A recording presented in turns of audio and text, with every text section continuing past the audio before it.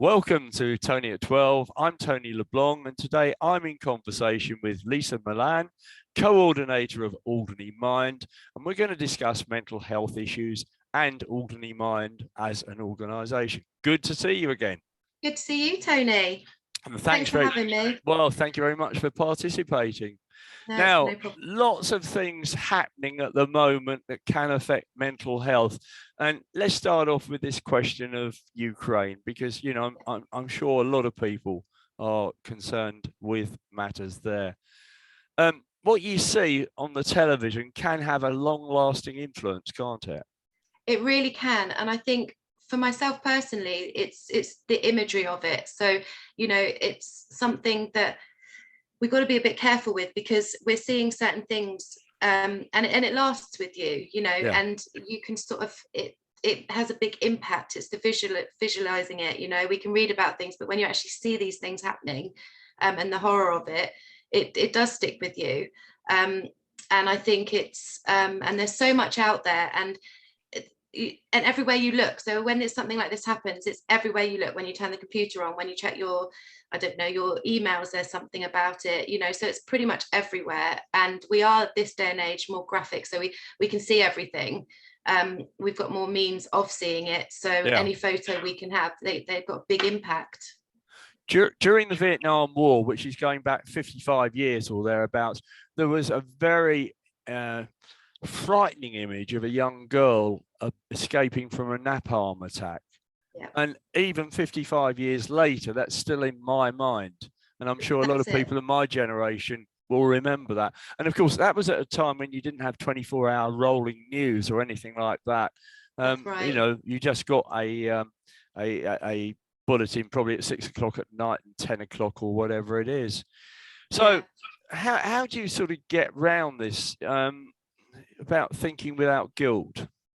It's a difficult one, because, you know, something happens in our lives, we feel like everything should stand still, you know, something poignant happens in our lives. But the thing is, you've got to limit yourself to what you're looking at. I think that's the first thing, is just to be a bit vigilant on what you're looking at. So, and what time of day you're looking at it as well. So, you know, it's not necessarily a great idea to be reading the news when you know there's a lot going on right before you're going to bed, because for myself, things stick in my mind and I find myself thinking about it all the time. And I think it's just a case of not maybe looking at your news app for a while and taking a break. But there is that level of guilt. And I felt that when this was all happening, you know, I'm going to work, I've got my children at home, I'm putting them to bed at night, we're playing games, and I felt guilty. It was a guilt that I felt because I had everything I needed right here. And this was happening somewhere and I couldn't do anything. It's the not being able to help.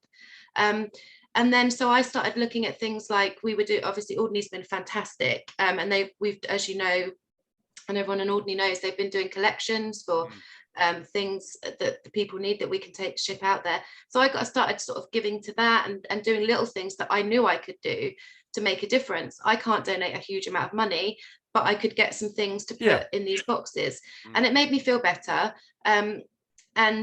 But then there's that level of guilt with that as well. Did I do it to make myself feel better, or do you know? But we genuinely care. It's because we're caring people, you know. And I think that's something that I think you've got to carry on. You've got to carry on with your life, because, you know, I think as we've realized, at any point anything can happen. So, you know, I didn't really expect that to happen. It was quite a shock when it did. And it kind of puts things into perspective a little bit. And I think by watching things, we do learn and appreciate. So I found I appreciate my children a bit more, you know, and found myself hugging them longer. And when I put them to bed at night, you know, one more story, okay, one more story, because it puts you into perspective. So I think you can kind of use those feelings to turn things around and start appreciating what you have. So what information would you tell your children? So that's a big thing for me, because I've got a 3-year-old and I've got a 13-year-old, and my 13-year-old is very aware of what's going on. She's hearing about it at school. She's you know, she doesn't do social media as such, but she does sit and we have the news on sometimes, you know, and she's panicking now. Instantly she's panicking about the things that I would have done when I was a younger child, which I'll explain in a minute. That we actually had a conversation about this. I think what you need to do with sort of myself, I've done with my daughter who's 13, is be honest, try and explain what's happening, why it's happened as much as we can, and hopefully, you know, give her some good outcomes of what could happen. I don't think personally it's necessary to be completely no, this is going to turn really bad. I think it's a worry that maybe they don't need to have at that age, but to be honest with them, so they're not looking for answers other places. Just to be as honest you can, but in a simpler way. And if they want to ask questions, always make sure they know they can ask you questions. And then if she does, she'll come to us and ask us a question about it if she's worried about it. But you know, the first reaction she had to this was, you know, it's okay, Mum, I've got an idea what we do to the house if we were going to get invaded and there was a nuclear attack. And it's like, whoa, hang on. And I know where that comes from, because I remember when I was younger, the first thought of a nuclear was, to me, an explosion, and that you know, there's this big cloud and we all get hit by it and things. And then actually that's not actually the case. So I sat down with her knowing this and said, right, this is what nuclear means. There's power, there's this, there's not necessarily going to be a bomb dropped on us. We don't have to tape up the windows. It's absolutely fine. And so but that was her instant reaction. Now that's panic, and that's unnecessary for her to feel that way. So just by explaining as much as you can, but making sure they can ask you questions at any time. You know, it is good to see it. We do need to see these things. We need to learn from what other people are doing. We need to learn from history. You know, I find World War II haunting. You know, when I read things about that or books about that, things stick in my head that happened then. But I guess that's us learning and remembering and appreciating. So yeah, but then the other scale of it, I've got a 3-year-old who's pretty oblivious to it, you know, but she will ask questions at some point, and it's the same thing. It's just, you know, I think this depends what age your child is. And I know that there is some, if you Google, there's quite a lot of advice out there. I should have written something down, but there's quite a lot of advice of ways to tell the kids, and the different stories you can tell them to sort of explain it depending on what age group they are. But honesty is the best policy, but in a kind of not a scary way. Not a scary way. Because I showed her quite literally a news article that was the headline was, you know, nuclear attack or threat of nuclear attack. Now I said, right, so that instantly puts your back up. You're like, oh no, you know. So we went through the article that was actually written, and it wasn't that at all. There were snippets get taken from certain speeches or certain conversations. So you've got to be quite careful what you read and how, you know, you don't take those headlines as that's what's happening. Read through the article if you're concerned, and it will probably be a lot less worrying than you thought. So it's getting knowledge, it's learning about what is what, but being honest and always giving children a space to talk and ask questions. What about a guilt feeling? I mean, should we carry a guilt feeling, or should we try and, you know, sort of, you know it's there, feel a little bit guilty, but try and get on with our lives? I think it's a bit of both. I think it's good to feel guilty because it shows you care. Yeah. And I think feeling guilty can help you change some of your life for better. You know, feeling guilty, as I say, makes you appreciate what you have more. But you must get on, because, you know, you still have a life to lead, and you mustn't carry the guilt so much that it affects you hugely. We are going to feel guilty. You know, good human beings feel guilty. That's the way it is. But when you know, if you're feeling really awful about it, reach out and look for little ways you can help. We can't help massively. We can't stop it as such, but we can support. And talk about it. If you're feeling guilty, talk about it. Talk to someone else who might also be feeling guilty, and that helps. Yeah. You know, if you share that burden with people, and there's plenty of places people to talk to out there. If it's not a friend, you can, you know, talk online. You've got lots of support networks, but chat and try and share that guilt with other people, and you'll find you'll feel a little bit better. But all in all, I would say that yes, we will feel guilty, but you shouldn't feel bad about getting on with your everyday life. You have to do that. You have got to make the most of it. Turn it into a positive. Make the most of what you've got. Now, let's turn to social media, because one thing that one of the disadvantages of living on a small island is that criticism is rampant and not necessarily justified. I have to say, from our point of view, we don't indulge in any social media. And indeed, this show, we deliberately turn off the comments because Yeah. you know I You don't don't want to hear them. I don't want to hear. Well, you know, so it might have been a naff show that one before last or whatever. Yeah. But you know, I don't want to encourage people to start slagging other people off. No. And that's the problem, isn't it, with social media? Absolutely. And I think you've done a really good thing there. You've taken away that part of it that isn't always the nice part. So you're delivering something really good. Now, I've always said, if you don't want to hear it, don't watch it. Yeah. So it's a case of, you know, if you there's good points and bad points. Everybody is entitled to an opinion. That's standard. You know, everyone will have an opinion. We're all so different. But I think it's about looking into people's opinions and delivering them in a nicer way. There's no need for you know, criticism of such a magnitude that it affects people, you know, like insults and things flying all over social media. There's no real need for that. You know, things can be said in a nice way. And I've always sort of kept my daughter away from it because there's no need to hear those negative comments. So you've controlled that side of things. You know, I wouldn't want to do this and then have lots of people commenting. Sure. You know, you wouldn't want to do it again, would you? And No, you'd be of course afraid you would. to want to talk out. And it's important that we talk out because that's it. But I think it works both ways. So people that are doing it, I think they need to stop and think about what they're saying. And also a lot of the things I have seen recently there aren't a lot of factual criticism out there. So they haven't got all the facts incorrectly. So they're making a lot of judgments on something they're not 100% sure about. And I'm pretty sure if you wanted to know more, people would let you know more information. So you could have an honest and correct point of view on it. But the way the world goes around is having points of view and opinions. We need to share them and be open to other people's points of view. But I mean, the way social media happens and criticism and some of the things that people write is awful, absolutely awful. There's no respect. No, there's no respect for people anymore, you know, and it's almost like it's okay because it's on a computer and they're not standing in front of somebody. And so people can seem to be quite harsh about what they're writing. What they don't understand is that how much that affects a person on the other end, on the receiving end of that. You know, of course, we're not all going to agree. And, you know, there's going to be a lot of the good way to use criticism is to kind of discuss things and come up with a resolution. But you need to discuss that in a good way. And, you know, not criticize other people because that's really damaging. You know, and the other person, what they don't see, it's like online bullying, for instance.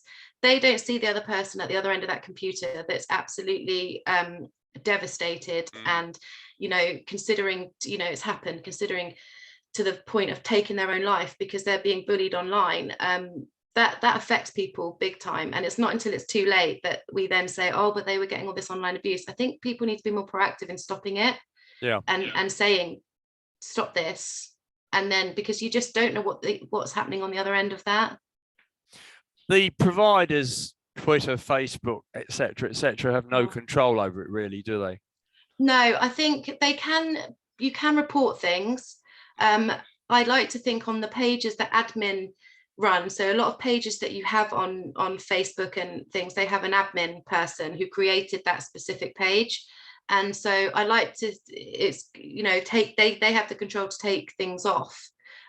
Or like yourself, you know, if there's something that is being told that, or take off the comments, you know, if it's something, and then someone else can write something in that way as well, like an article or something. But yeah, they don't really have a lot of control on what people write. And once it's there and it's being seen, it's out there, you know. And I think people just need to be kinder. There's so many nice ways of getting your point across and having your say. It's just being kinder and respecting what someone else feels, you know. Oh, you know, you look at this, you sort of wonder whether or not there's a potential libel case on some of these things. Well, there is, isn't there? You know, it's I know it's Katie Price was trying to, you know, we know as Jordan back in the day. She has a disabled son, Harvey, and she was trying to get a law in place, which I don't actually know if it's been passed yet, but I think it's in the process. And it's to stop trolling, basically. That's what they call it, trolling, and saying these awful things to each other online. Because you know, it's so damaging, more than people understand, and people do take things to heart, and something that was so innocent, sharing some information, turns into something that's so nasty. And you know, it's kind of, I've had it myself. You make a comment, I don't have a personal Facebook account because, you know, I don't feel you can actually express yourself on Facebook. I feel like you are jumped on, and that there's no point to me to do it. But it's the damaging side of it, and it's getting younger and younger. So younger, seeing it in my daughter that's 13, you know, she'll say, oh, so and so said this and so said that, and I just think it's something we didn't have to deal with as children. We didn't have social media or a mobile phone. So you'd have an argument at school, you'd leave it at school, you know, and you'd come home and you'd play with your friends at home, and totally different world. And I feel sorry for the children or the youth of today that have to then take it home with them because they've got phones and computers.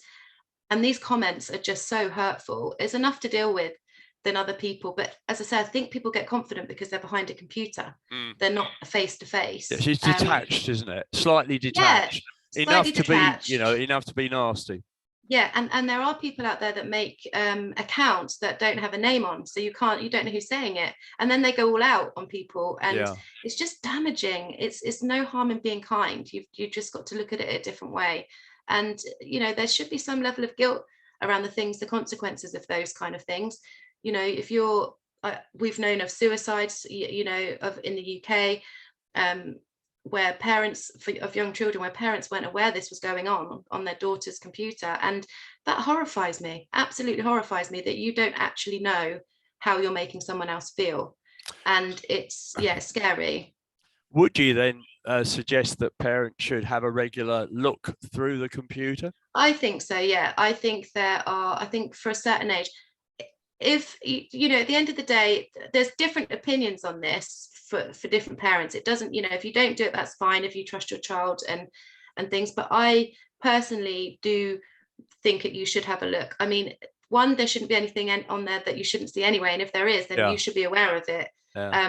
You know, and letting your child know why you're doing it, because it's a very scary platform that, you know, anyone can creep up and talk to you for more reasons than one, not just trolling, but also for things like grooming. You know, you just don't know what's going on out there. So I do think personally it's important that you just take a bit of an interest in what your children are doing. You can set up parental guide, you know, parental passwords and things like that, which is not a bad idea either. So if you can look into things like that, and monitor their time on, you know, social media or computers. But I do think it would be a good idea just to have a check-in, or even if you didn't want to do that because it's an invasion of privacy, you felt it was an invasion of privacy, then talk to the child and ask every now and again, everything okay? You know, what you're up to on your computer. You know, you don't necessarily have to have a look, but it depends how comfortable you feel with it. I like to have a look because I want to see that nothing's happening.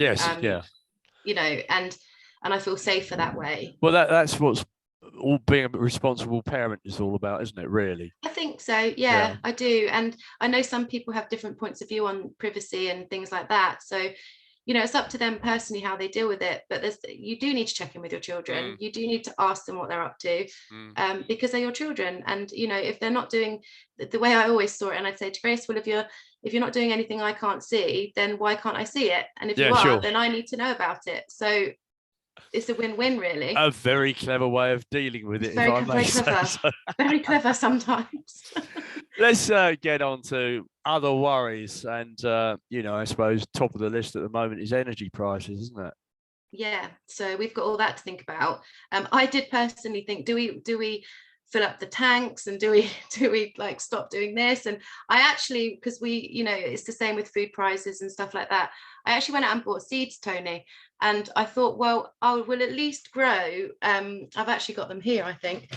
I thought I would grow like some staple things. Oh, brilliant. So what you got there? You got some broccoli? I've got some broccoli, carrots, yeah, cauliflower, a different type of carrot, different type of broccoli, and some onions. What a good idea. Yeah, so I thought, you know, that's what panic mode does to you. That's what you think, that if we are going to end up, you know, so I thought, well, I'll do all these, but I would quite like to do them anyway, because I think Esme would enjoy doing some planting with me. But yeah, it's a big worry.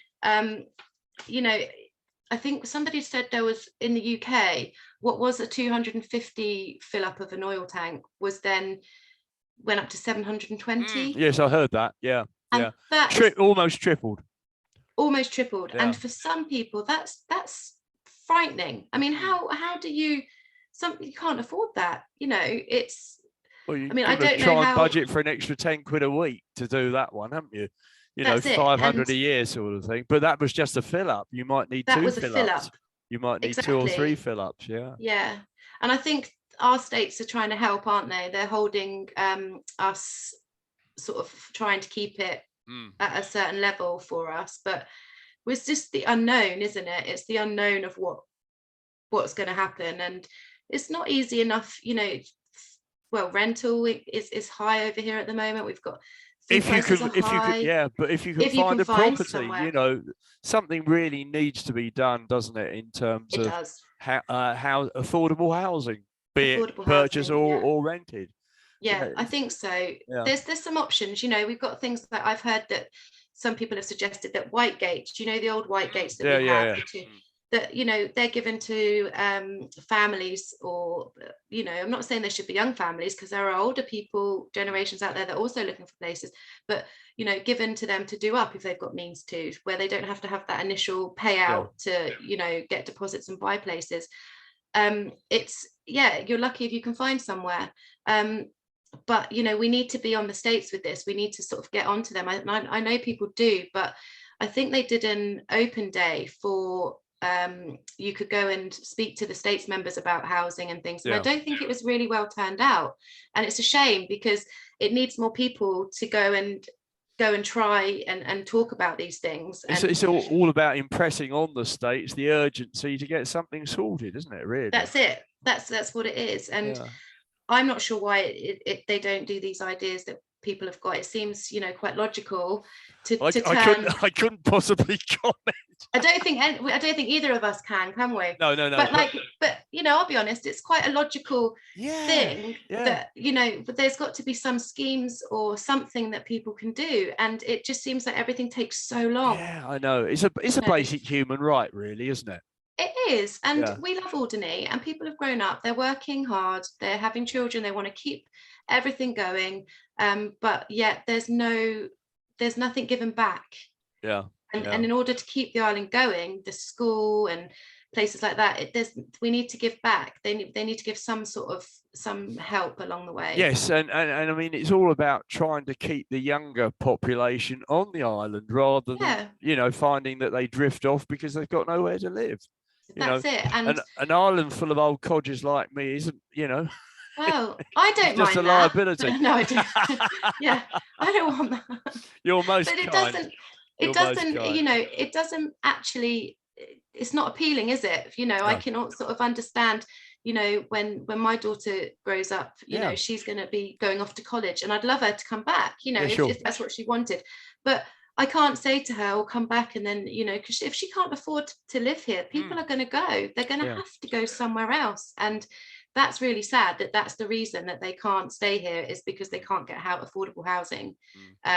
It's really sad, actually, and I think that there needs to be something done, and quickly, because the people that are looking now, what we don't want is the people that are looking now and trying to build lives now miss it by 4 years because it's taken so long to make a decision. Yeah, you're right. You know? Yeah, absolutely. Let's look at the result of worries creating addictions. Does this happen a lot? Yeah, I think it does. I think, like anywhere, you know, we've got sort of pubs and things like that, and, you know, there's a lot of alcohol and smoking issues on the island. But yeah, it is something that happens a lot. It's a comfort thing, isn't it? It's like, you know, you go to forget things. We know that. So for some people, it's actually a form of self-harm, in a sense. So it's classed as a self-harming sort of bracket. So you would go, you know, you shouldn't do it, but because you might be dealing with a lot of stuff, like you might think, well, I'll go out for a few drinks because I'll forget for the night, or, you know, and that's how I think addictions happen. You go out for a drink, or you start using it to forget. And, you know, there's people go out and have a drink and have a good time for that pure reason that they want to have a good time and things like that. But it's when you're using it because you are like worried about something, or you want to forget something, I think that's where the problem arises. And then you start to feel like that you need that thing to help you. It's like a crutch, but it's not a good thing for you. So it is a type of self-harm in a way. And it happens a lot. It happens everywhere, obviously, but you know, in Alderney that can be a big problem, because we don't have, you know, a lot of other choices on things you can do instead of doing those things, you know. True. And so it's, you know, we don't have a huge amount of services. There's a couple of things actually I wanted to say, because we've got the Health Improvement Commission, and a couple of the ladies, Grace and Andrea, came over here to see Alderney and see what sort of scope out and give us information. And they brought some great services over for us, which there's a smoking one, which is Quit Genius. Mm-hmm. It's an app and a support, and you can get like patches and things delivered to your house. We've also got the chemists that do that as well. They're brilliant with support, and they can help you with things like that if you're concerned. And then they've got a Count 14 program that helps with alcohol, and we can access those services. You can either, you know, you can go onto the Health Improvement Commission website, or you can contact me and I can give you the links to those things. So there are things out there, but we do generally turn to these things to make ourselves feel a bit better. You know, you're having a bad day, I'll have a glass of wine, and then that becomes a habit. So it's important, I think, to try and get yourself out of that habit early on. Micro changes, I love micro changes. It's like when you do little things, tiny little things each day that to change something. So for instance, rather than boil the kettle and look at your phone straight away and wait for the kettle to boil, go and tidy up a corner of the room, or look in, you know, put something away. And it's these little things that you keep doing that you'll end up doing without knowing it. Yeah, I see where you're coming from on that. Yeah, so like when you get in from work, are you going to do micro changes, Tony? Yeah. I'll have a go. Well, I think I do up to a point. You know, when I make myself a cup of tea, I sort of have a look around, see if there's anything else I can do to annoy Christine. Well, that's it. I'm not encouraging that, Christine. Just so you know, I'm not encouraging that micro change. But I think what it is like, so if you've had a bad day at work or a bad day, you get home and you go, I'm going to have a glass of wine. So actually, I might go for a walk instead. I mean, you know, it's all about choices and living and mindfulness, which we all know we should do. You know, we don't want to go on too much about it all the time, because we do know we should do it. But I like little changes, because I think if you give yourself too big of a change, sometimes it can be a bit more damaging, a bit disappointing, and then you end up at square one. But little things you can do, but not annoy Christine. I'm sure she'll appreciate your You'll comment. need a glass of wine if you do that, you see. Yeah, and then I know. Yeah. What about drugs? Is that a problem here? I think so. I don't. I think like anywhere, there's always going to be a level of it here. I think we do pretty well, to be honest, from what I know, from my point of view. I don't know sort of that we have a huge drug problem on Alderney, and I think that's because, you know, you can't get it here, you know, but I think it's anywhere you're going to have a certain level of it, you know, of course you are. And so it depends on what you call a drug thing as well, a problem as well, because, you know, you've got personal drug problems. And I think if you think about drug problems, you think about, I would initially go, you know, like hard class A drugs being dealt around the island. I don't think that's a problem. No. But you've also got to look at the other things like self-medicating and, you know, prescription drugs and things like that. But, you know, I think we do pretty well on Alderney with some of the problems that people are faced with. Yeah, and I think in the past, dealers that have been caught have been dealt with very stringently in terms of jail sentences and things very like that. Very stringently. And you know what's really difficult is when these sentences are given out. Do you ever see, I mean, I know you don't do social media, but they issue the sentences on Guernsey News website. Yeah. And there's a lot of comments about sentencing in Guernsey. And one of the big ones is how different the sentences are for different things. And what a lot of people can't understand is the level of crime compared to the sentence given. And a lot of the people's opinions, like I saw last year and in the last few years, has been that something of I don't know, an assault of a sexual nature got a lot less of a sentence than somebody that was, you know, found to have drugs on them. And you know, that sort of, how do you weigh those two up, you know? And to me, it's you know, I don't know how much of an opinion I can have, but but I mean, you normally find, I suppose, in the UK that they have tariffs for sentencing. Yeah.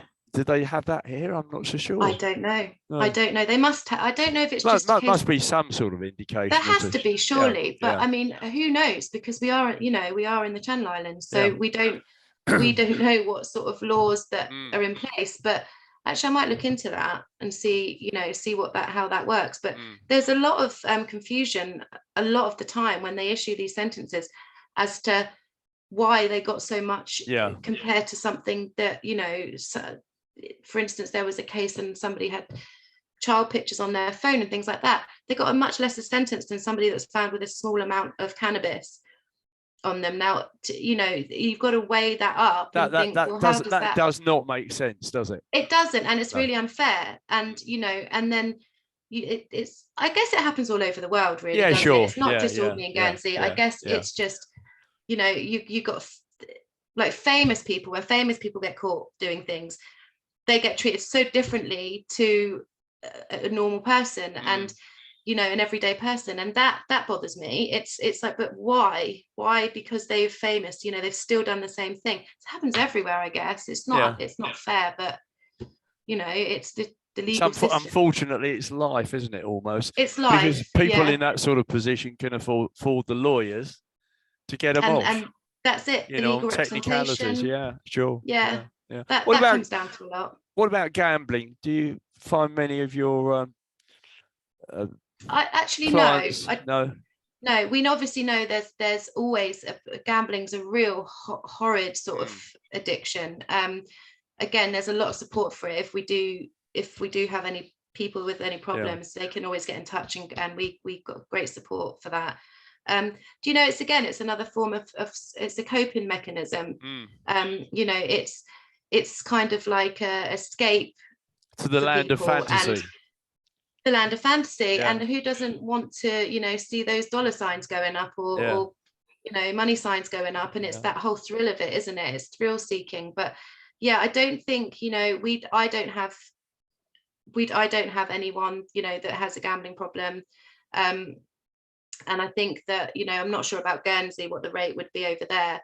But it does happen, and it's quite a private addiction as well. So, you know, it's not something most of the time you'd find out a bit later on. Yeah, when it's probably too late, because the impact on your family, you know, if you're a husband that's got a gambling addiction, suddenly find that there's no money to buy food and this sort of thing. Yeah, that's it. I think it's just being, you know, it's quite a private addiction, but there is a lot of support out there for it. So, you know, it's, again, if people are struggling, they must, or they think someone's got a problem, you know, try and get that support, because it's another thing, sort of, quicker you get that, the better, really, like anything. Yeah, absolutely. Now, last time we did a show, you were moving. We've moved, so we've moved. So where's the location these days? So now we are right opposite where we were. Yep. So Olivia Street. Yeah. So we had the big building before. Now we're next to, we've got Olivia Court along Olivia Street. We are on the right of the arch on the road. Okay. So you've got the AEL office on the left of the arch. Yeah. And then on the right of the arch, we're there. And we've got a lovely little office. It's where we do the one-to-ones, so it's private. And then our groups now, we sort of spread them out. At the moment, we're doing the Babes and Bumps on a Monday at the Methodist Hall, which is lovely. It's it's a really nice location. It's been well refitted, hasn't it? It's absolutely lovely in there. It's got such a nice feeling about it. There's great access, you know, disabled, and great for the mums with the buggies and things. And then on a Friday, the Bray Beach let us do our drop-in, our Friday drop-in, where people come and chat in the bottom cinema room, in the private room. We don't go in the that's cinema good. room, but Yeah. and in the lounge downstairs, which is fantastic. And they provide tea and coffee and things like that. And as we build up more groups this year, now that we sort of have COVID hopefully out the way a little bit, we'll start building up more groups this year, and we'll be using other places. The Blonde Hedgehog's really supportive. The Georgian are fantastic. We've got a lot of places that we can use. So actually, by moving, it's been a great thing, because we've now sort of spread out a bit with our groups, which means we get involved in a lot more.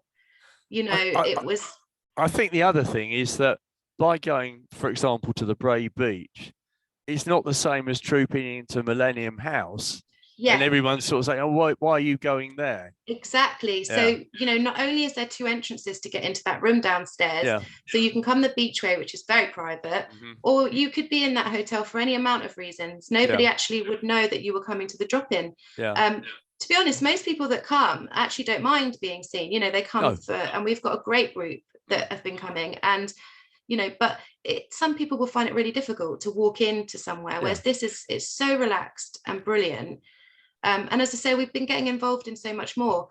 At the Christmas time, we did our charity tree at the Methodist. Now, I didn't know that was a thing until we started using the Methodist hall. And then we raised sort of £50 for the charity for the Christmas tree. And it was it's just a nice to be out and about and using Alderney, because there's loads of support out there. And we like to sort of show that people do support it, and they're very accommodating. Do you last time we spoke, I think you said that the councillors that were coming up on a regular basis from Guernsey were having to reduce their visits. What's the score there now? Yeah, so we still we were trying to get a new councillor over from the UK, and we had tried that a few times. Actually got cancelled 3 times for COVID, and then weather, as we know, that's a bit of a problem. So we're looking into new ideas. At the moment, we're tapping into the Guernsey services, which is mostly via Zoom. Now, we understand that people don't and won't do Zoom. So we're trying to think of alternative things for those sort of services for those people. We're trying our very best to get something over, but it's all comes down to the financial side of it. We were able to give that service because of the generosity of Alderney and the people, and that's how we managed to do that. But year by year, we need to kind of meet that again, and things have been difficult for businesses, and so it's a little bit more complex now in getting funding, which would then pay for a counsellor. But we're still looking into it, and we're still offering services. We still get people coming through the doors. They can email referrals from other places. And what we try and do is try and get them something going, whether it's coming to see me once a week for a few weeks, or if it's using some of the services on the island. We've got some really good stuff here, actually. Julia Heatherton does the walks on a Sunday, and she does health improvement services. We've got all the information on that. Janine does some Reiki for us, for people to teach them relaxation. So we've got some really good services, but we are still in the pipeline. It's still being looked into of having a new counsellor on island that can offer one-to-one. Yeah. But it's much needed. That's the thing. It's really needed. Yes. And it's just the funding side of things. It's that doesn't come free. That's their job. So we have to. Do you get anything from the States? This year, not yet. But we are looking into it. Making progress. We did last year, as you know, but it took quite a long time. Everything has to be looked into. Everything has to be recorded and provided, and it's quite a long process. But hopefully, we will do. That's good. Well, look, it's been super talking to you as ever. Thank you so much for sparing me some of your time. Thank you. We'll have another. I mean, this came about as a result of a casual meeting in the supermarket the other day. It did, didn't it? But that's nice. You were on the list, though. Was I? Yeah, you sure? Were. Yeah, I'm positive. Yeah. But that's because you've been away, so you haven't been here. That's why I haven't seen you around. Anyway, thanks ever so. You're doing a super job. We're very lucky Tony. We are very lucky to have you, and I'm sure a lot of people would agree with that. Thanks very much. Very much. Cheers Thanks, for now. Tony. Bye.